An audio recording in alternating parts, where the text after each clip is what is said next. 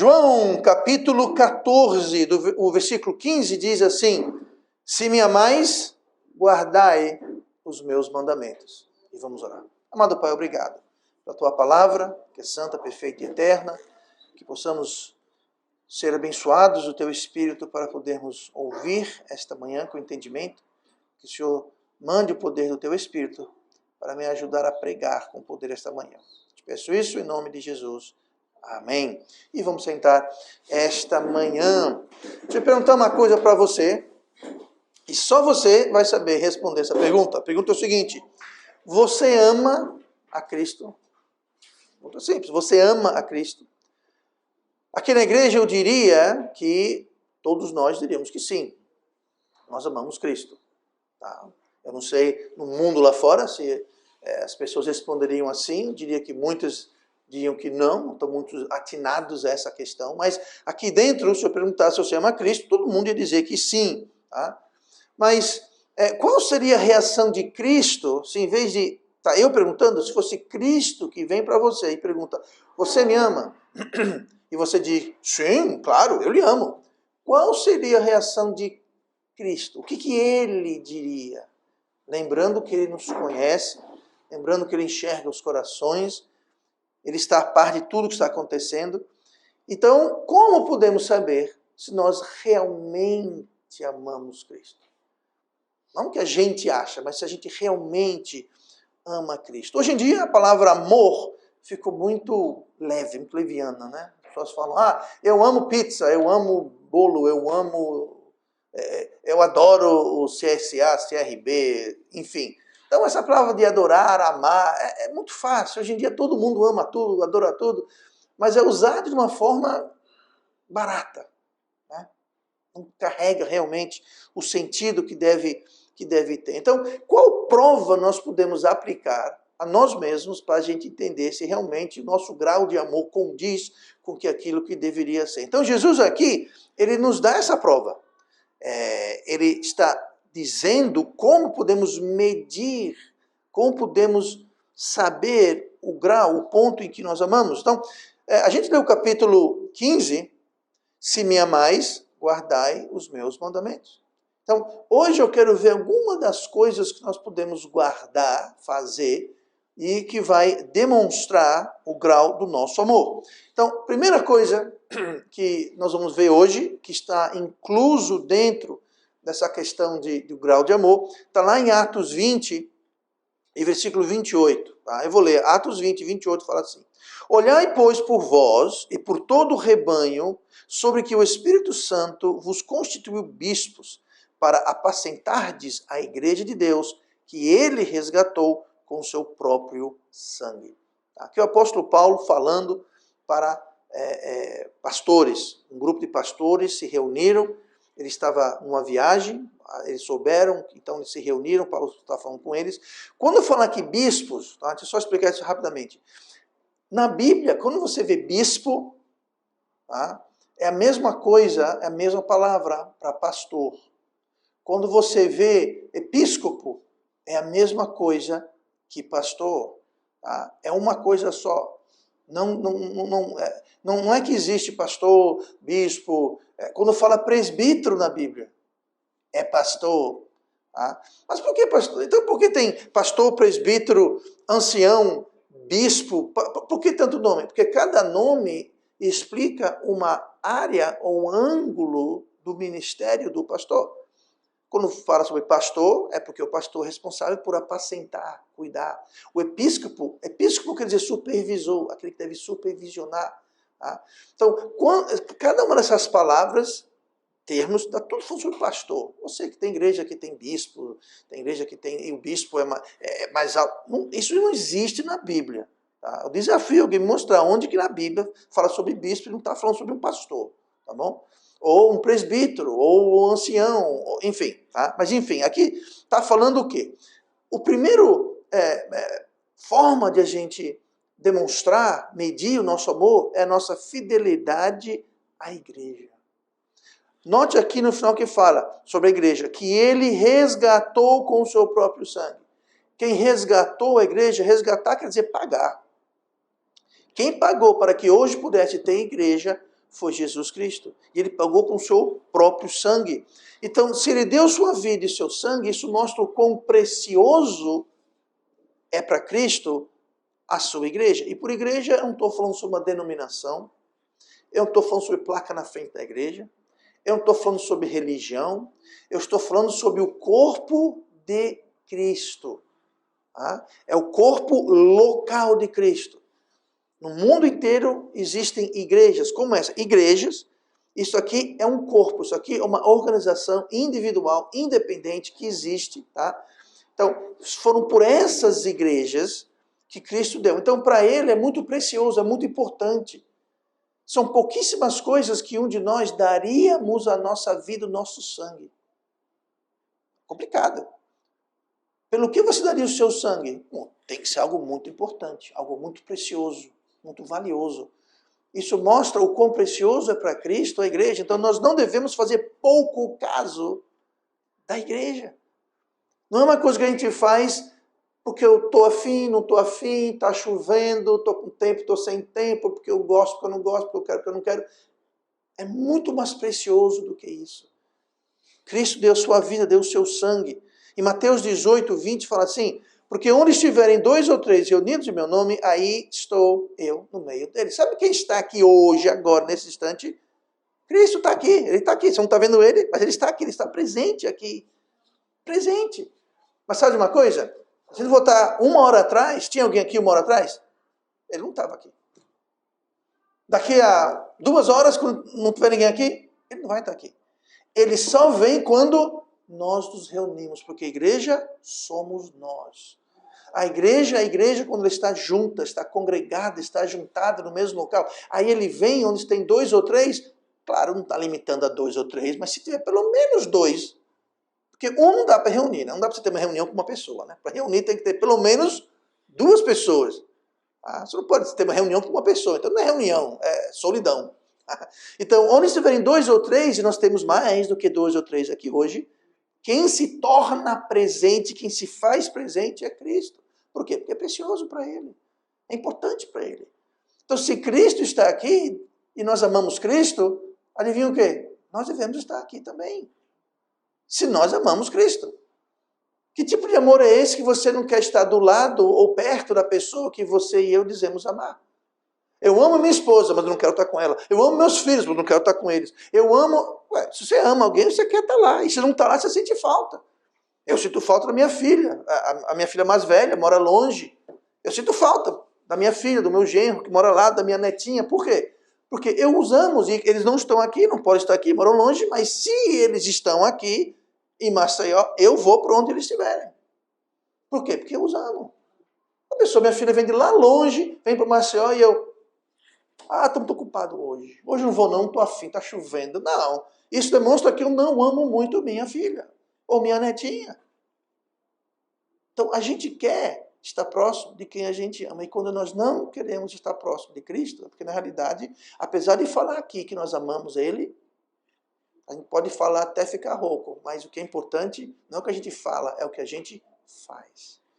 Então, quando a igreja se reúne, Cristo se faz presente. E se você e eu amamos Cristo, nós devemos estar presentes quando Ele está presente também. Lá em Hebreus 10, e versículo 25, olha o aviso. Não deixando a nossa congregação. Congregação quer dizer ajuntamento. É quando se junta, se congrega. Tá? Então, não deixando a nossa congregação, como é costume de alguns.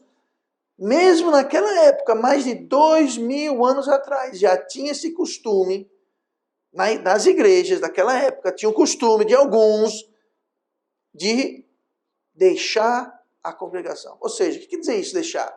Não quer dizer que eles deixavam, iam embora, não voltavam. Não, eles não iam para o culto. Eles deixavam de congregar, deixavam de ir. E aqui, o autor de Hebreus, que em última instância é Deus, fala, não deixando a nossa congregação, não deixe de se ajuntar. Aí continua, antes, admoestando-nos uns aos outros, tanto mais quanto vedes que se vai aproximando aquele dia. Que dia? O dia que Jesus vai voltar. E a cada dia que passa, está mais próximo o dia de Jesus voltar. Então, a cada dia que passa, nós devemos ser mais fiéis, estarmos mais presentes, porque a cada dia que passa, fica mais perto aquele dia, aquele grande dia. Mas note como fala aqui, ó, não deixando a nossa congregação, como é o costume de alguns, mas admoestando-nos uns aos outros. O que quer dizer admoestar? Admoestar quer dizer encorajar, animar, quer dizer guiar. Envolve também ensinar, mostrar. Quando a gente se junta, nós estamos nos admoestando, estamos nos encorajando uns aos outros. Então não é só um aos outros, uns aos outros. Me anima a vir para a igreja e a gente está aqui presente. Isso me admoesta, isso me encoraja, isso me anima, isso me fortalece. Não é que você vem aqui para ser fortalecido? Sim, mas é também para fortalecer. Não é só para você ser ministrado, mas também para ministrar. Não é só para encorajar, mas é ser encorajado. Uns aos outros. Não falou o pastor ao outros. Uns. É todo mundo admoestando, encorajando, animando e ministrando todo mundo. Por quê? Porque é um corpo. A igreja é um corpo. Isso aqui é um corpo, né? Esse corpo aqui. Como é que a boca come se a mão não levar comida para a boca? Como é que o corpo vai até ali se os pés não levarem? Como é que o corpo enxerga se o olho falar, hoje eu não vou abrir? Estou de folga hoje. Como é que vamos ouvir se o ouvido fala, hoje eu não vou ouvir, eu estou cansado hoje, eu não quero mais ouvir. Nós somos um corpo. E cada parte do corpo tem uma função. Eu costumo dar esse exemplo. Eu não fiz hoje, mas eu trago uma peixeira, um facão, e falo assim, muito bem, pegue uma parte do seu corpo que é inútil, que não serve para nada, que não vai fazer falta, e corte ela fora. A pessoa com facão é difícil, né? Porque vai doer que só. Eu sei, mas mesmo que fosse anestesiar, vai no cirurgião e fala, ô doutor, eu quero que você arranque essa parte de mim, porque eu não tenho utilidade para ela. Não tem. Toda parte do seu corpo, por menor que seja, por maior que seja, não interessa. Toda parte do nosso corpo tem uma função. Pode ser o dente, mas pense nisso. Do que seria o dente? Do que serve o dente sem as gengivas? Pensou nisso? Inclusive, existem doenças na gengiva que o dente cai. Você pode perder um dente, não por causa do dente, por causa da gengiva. Então, quando a gengiva não faz o trabalho dela, o dente cai. O dente sofre. E pior do que isso, agora o corpo todo sofre. A pessoa, alguém bota assim aquela peça de churrasco, aquela picanha deliciosa. Só que cai os dentes tudinho. E agora? Como é que fica? Como é que fica a coisa? Pois é. Toda parte do corpo tem uma função. Então, todo mundo da igreja tem o quê? Tem uma função. Tem uma função. Tem algo com que admoestar, algo para ministrar. E como dente, quando aquele dente não está lá, faz falta. Porque o olho só enxerga, o olho não mastiga, o ouvido só ouve, o ouvido não anda. O pé pode levar você para os cantos, mas não pode pegar nada. Tá? Quem pega com os pés é macaco, né? Que os pés é igual a mão. Mas fora isso, a gente quer pegar alguma coisa, ou vai ser com a mão, ou talvez com a boca, né? Mas não é isso que a boca serve. Mas fazer o quê? Às vezes eu estou fazendo alguma coisa, já aconteceu com você, dá vontade de ter uma outra mão, né? Está com uma coisa aqui, está com uma coisa ali. Sabe o que eu faço? Por exemplo, dá um exemplo aqui, ó. Na caneta. Estou aqui escrevendo, vejo uma coisa, vejo outra. O que a gente faz? Ó, a boca está servindo para segurar. Eu boto aqui, ó. Por quê? Porque eu preciso de uma outra mão. Só que Deus só nos deu duas mãos. Então você pode tapear botando uma coisa atrás da orelha, se for uma caneta, segurar com a boca. Mas não é para isso que serve a orelha ou boca. Agora imagina você um dia estar assim, ó, sem mão. O corpo todo vai sofrer. Vai ter que comer igual galinha, né? Então a gente acha engraçado, mas é muito sério. Cristo morreu para que o seu corpo, a igreja local... Mais uma vez, igreja não é... Muita gente fala, a igreja, todo mundo é igreja. Não, isso não existe, igreja invisível. Não existe igreja invisível. A igreja invisível não existe. Se existisse, eu vou lhe dar R$1 milhão invisíveis. Vou lhe dar um carro invisível, uma casa invisível. Do que adianta uma coisa invisível? Não tem. Fala, igreja invisível de Cristo. Gente, isso é invisível. Neste mundo, nessa terra, invisível não serve para nada. Tá? Vou te dar um carro invisível, um barco invisível. Invisível. A igreja de Cristo é um corpo, não é invisível, é visível. Aqui, a igreja batista, a sombra do onipotente, é um corpo. É uma entidade espiritual. Mas ela só existe quando estamos aqui. Durante a semana, quando você passar na frente, a placa está lá, né? Igreja batista, tal coisa. A placa está lá, a fachada está lá, está tudo aqui. Mas não é igreja. Não é igreja, é só uma casca vazia. Ela se torna igreja quando nós congregamos. Não só nós estamos aqui, mas Cristo está aqui. A Bíblia fala que Cristo é a cabeça da igreja. Do que adianta um corpo sem cabeça? Então, quando a igreja se reúne, a cabeça também se faz presente. E se você ama Cristo, então nós vamos fazer o que Ele manda, nós vamos valorizar o que Ele valoriza.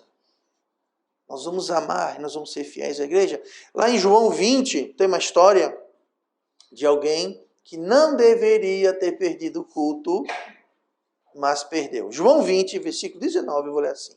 Chegando, pois, a tarde daquele dia, o primeiro da semana, ou seja, domingo, e cerradas as portas onde os discípulos, com medo dos judeus, se tinham ajuntado, congregado. Isso era um culto. Não era domingo, eles tinham um culto. No caso aqui, foi de tarde. Tá? A hora do culto não é importante. Tá? De tarde, de manhã, de noite, daí não tem peso bíblico nenhum, não é importante isso. Mas a verdade é que, à tarde daquele dia, o primeiro da semana, cerradas as portas onde os discípulos, com medo dos judeus, se tinham ajuntado, chegou Jesus, veja só, e pôs-se no meio e disse-lhes, paz seja convosco. Aqui naquela ocasião, Jesus apareceu corporalmente.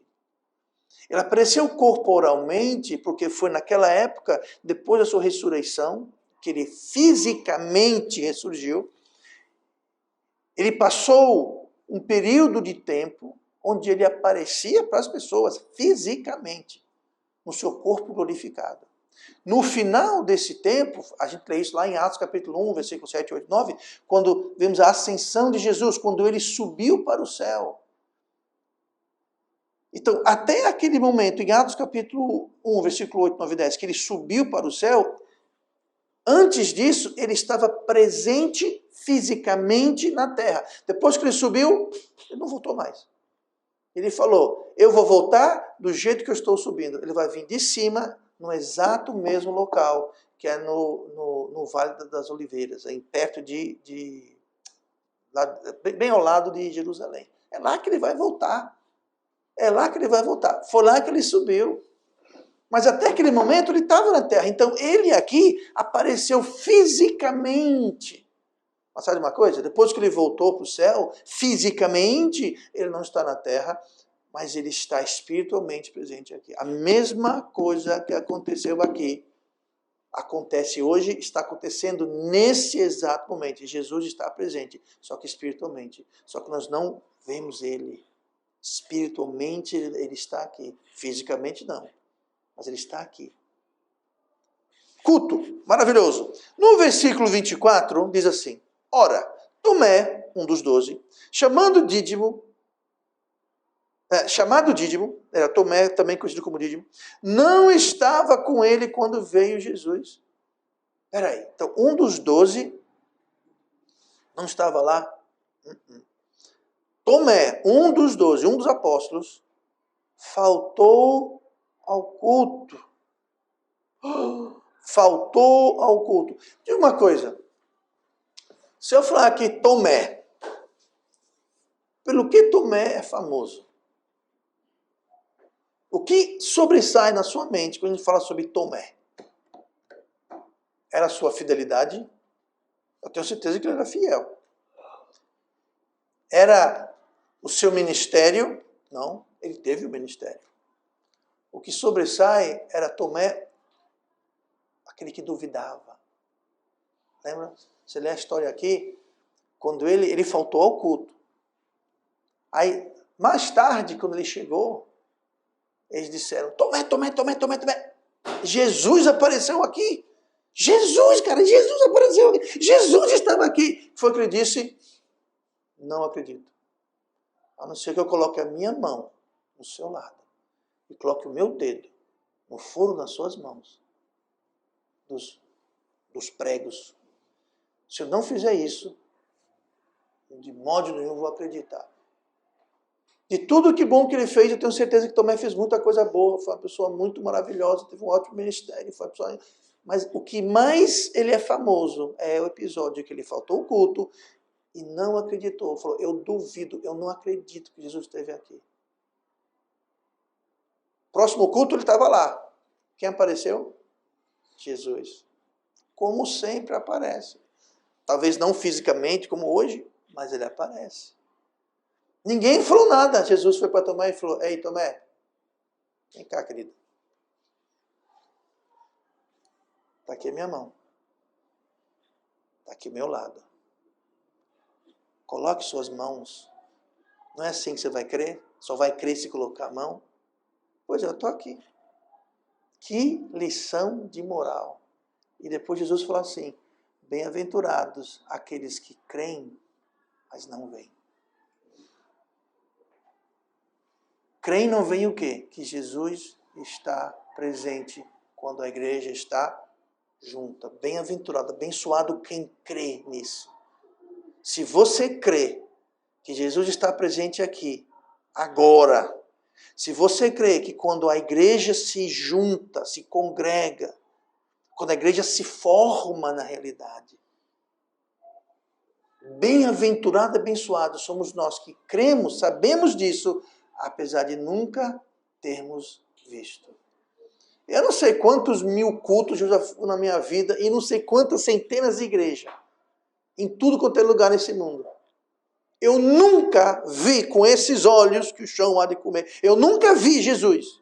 Mas eu sei que cada um daqueles cultos, cada um daqueles ajuntamentos, Cristo estava lá presente, ministrando, entre outras coisas, trazendo paz. O que foi que ele falou? Paz seja convosco. Quando a gente vem para o culto, nós temos a bênção da paz em nossas vidas. Nós temos Jesus ministrando, nós temos Jesus abençoando.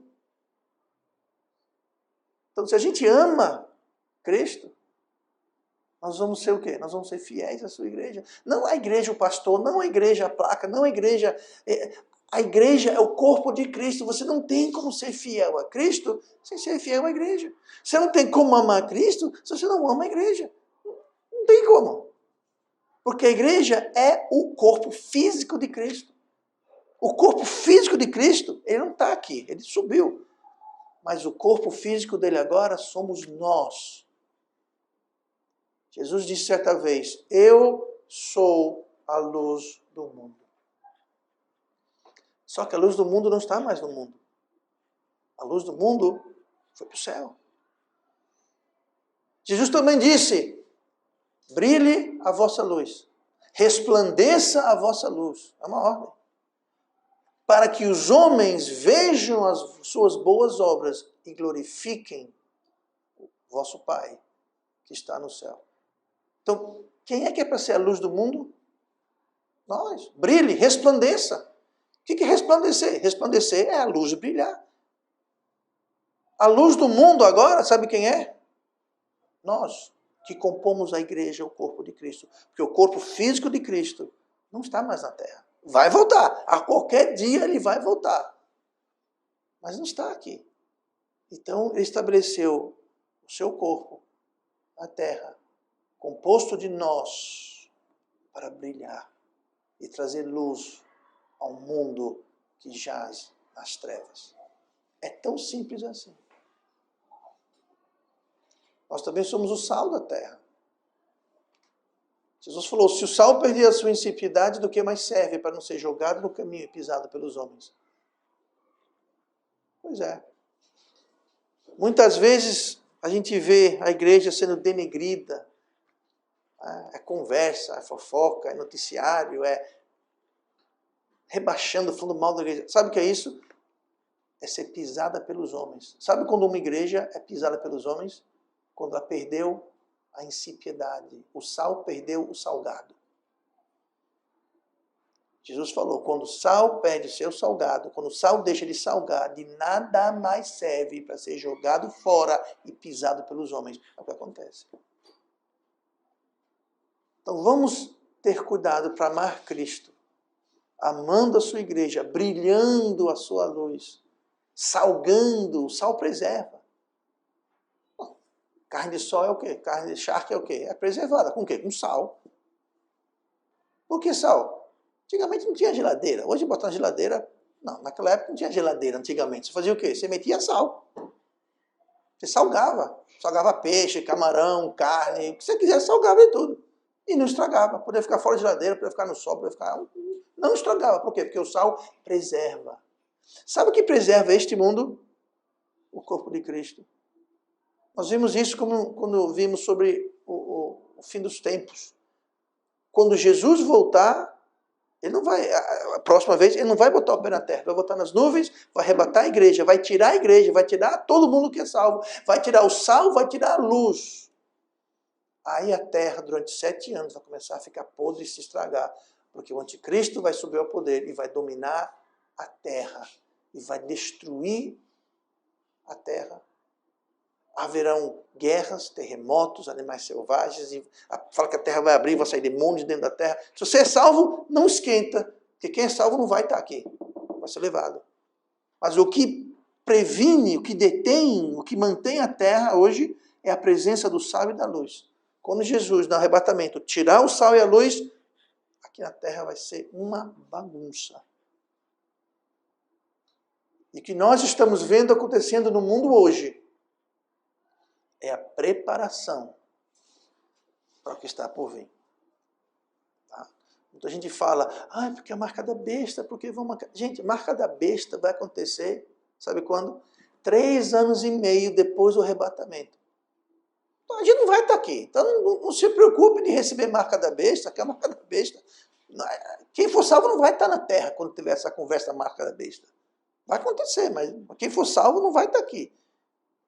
Tá? Quem aceitou Jesus como Salvador não vai estar aqui na terra. Vai estar no céu há 3 anos e meio lá com Jesus. Tá? Então não é para ficar preocupado. Ouvi dizer que aquilo é a marca da besta. Não é a marca da besta. Você ama Cristo? Então vamos amar a igreja. Vamos ser fiel à igreja. Porque você não tem como separar uma coisa da outra. Ele deu a sua vida. Ele comprou com o seu sangue. Deve ser tão precioso para nós como é para ele. Amém?